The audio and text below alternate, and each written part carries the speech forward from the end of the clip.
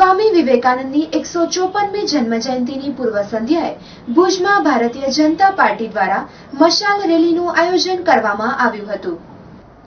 સ્વામી વિવેકાનંદની 154મી જન્મજયંતિની પૂર્વ સંધ્યાએ ભાવાંજલિ આપવા માટે ભારતીય જનતા પાર્ટી દ્વારા સમી સાંજે ભુજમાં મશાલ રેલી કાઢવામાં આવી હતી। જિલ્લા પ્રમુખ દ્વારા ભાજપ કાર્યાલયથી સ્ટાર્ટ આપવામાં આવેલી આ રેલી મુખ્ય વિસ્તારમાં ફરી અને વિવેકાનંદજીની પ્રતિમા પાસે સમાપન કરવામાં આવ્યું હતું।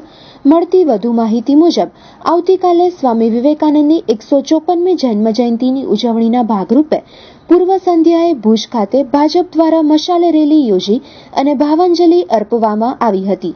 મશાલ રેલીને ભાજપ કાર્યાલયથી જિલ્લા પ્રમુખ કેશુભાઈ પટેલ દ્વારા સ્ટાર્ટ આપવામાં આવ્યો હતો।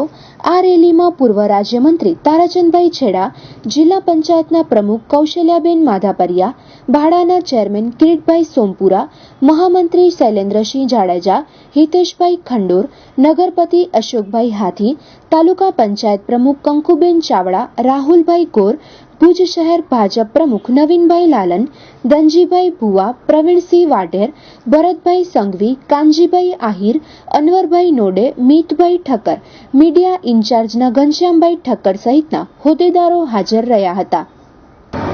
આવતીકાલે 12 જાન્યુઆરી 1863માં યુવાનોના માર્ગદર્શક એવા સ્વામી વિવેકાનંદજીની જન્મજયંતિ જ્યારે આવતીકાલે છે તેની પૂર્વ સંધ્યાએ ભારતીય જનતા યુવા મોરચા દ્વારા ભુજ શહેર, કચ્છ જિલ્લા અને પાર્ટી દ્વારા આજે મશાલ રેલીનું આયોજન કરવામાં આવ્યું છે। ક્યાં વિસ્તારમાં ભાજપ કાર્યાલયથી શરૂ કરી અને બસ સ્ટેશન વિસ્તાર ફરી, અમીસર વિસ્તાર ફરી અને લેકવ્યુ પાસે સ્વામી વિવેકાનંદજીના પ્રતિમાને હારારોપણ કરીને આપણે આ મશાલ રેલીનું અંત કર્યું।